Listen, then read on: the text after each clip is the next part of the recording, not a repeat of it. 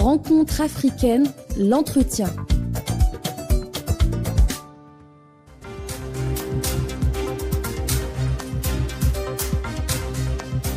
L'épidémie de monkeypox ou Mpox suscite l'inquiétude du monde entier. En Afrique, l'épidémie touche certains pays, notamment la République démocratique du Congo, pays le plus touché par cette épidémie.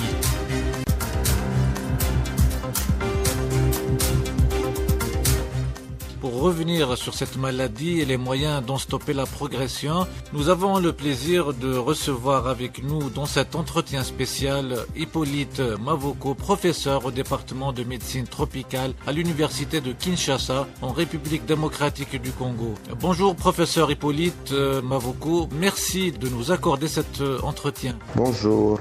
Pour commencer, que sait-on de l'épidémie Mpox? Le Mpox, c'est une maladie virale qui se propage par contact direct des fluides biologiques. La transmission se fait à partir de certains animaux vers les humains et malheureusement les humains infectés peuvent contaminer leurs semblables, notamment par le contact direct à partir des fluides biologiques, mais également la transmission sexuelle a été récemment décrite. Pouvez-vous nous retracer brièvement l'évolution de cette maladie contagieuse? C'est depuis 2022 que les allures épidémiques ont commencé et c'est seulement à partir de 2022 et beaucoup plus en 2024 qu'il y a eu un accroissement assez fulgurant du nombre de cas. Des pays africains commencent à prendre les devants pour éviter l'importation de cas de variole du singe.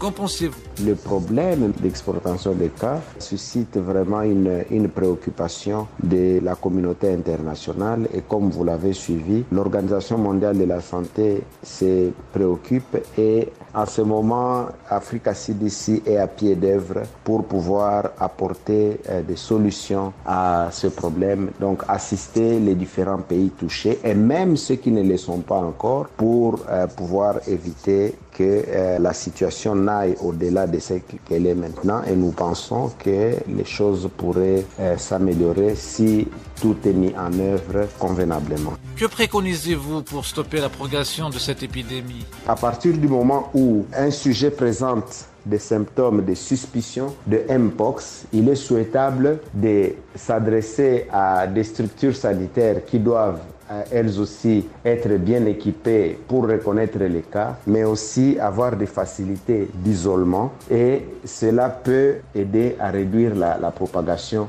de la maladie. Il est grand temps de mettre en œuvre en effet des mesures pour empêcher que la maladie n'entre là où elle n'est pas encore et éviter que la maladie ne se propage là où elle n'est pas encore arrivée. Quel genre de message faut-il faire passer à la population?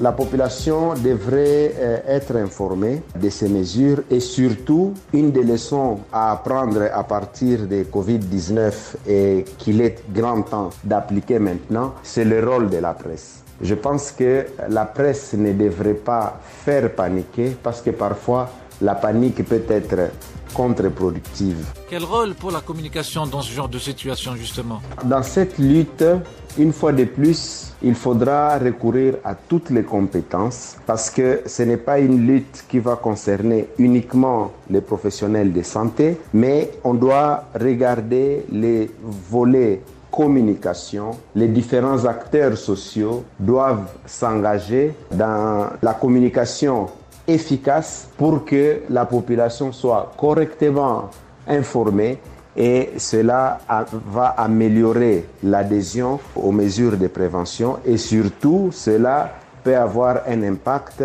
sur l'acceptabilité des vaccins et donc la population peut mieux comprendre le bien fondé de cette vaccination.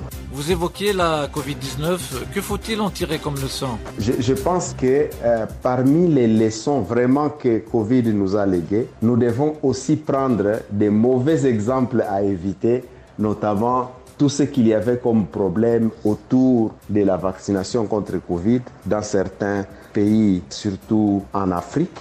Et il est grand temps maintenant déjà de prendre des bonnes mesures de communication qui sont susceptibles d'aider. Une autre leçon importante qu'il faudrait mettre en œuvre dans cette situation d'épidémie de Mpox, c'est la solidarité internationale. C'est ici le moment où, donc, de comprendre le contexte que venir en aide à un autre qui est affecté, c'est une manière de se protéger lui-même. Donc ici, vraiment, les différents pays devraient renforcer la cohésion pour que la lutte contre l'épidémie de Mpox soit efficace et donc pour qu'elle soit menée d'une manière coordonnée entre États sous l'égide de Africa CDC et de l'Organisation mondiale de la santé. Enfin, quels sont les traitements disponibles et quelle est leur efficacité?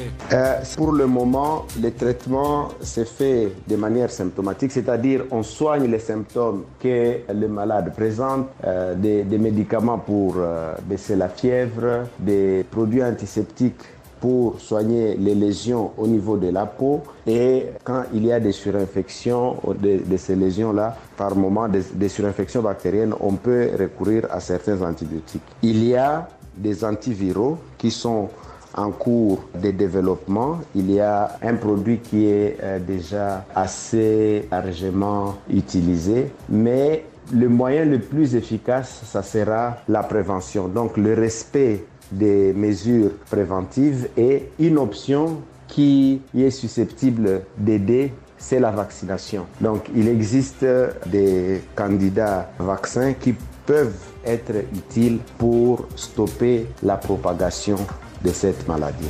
Merci professeur, c'est la fin de ce numéro d'entretien spécial. Il vous a été préparé et présenté par Younes Jama.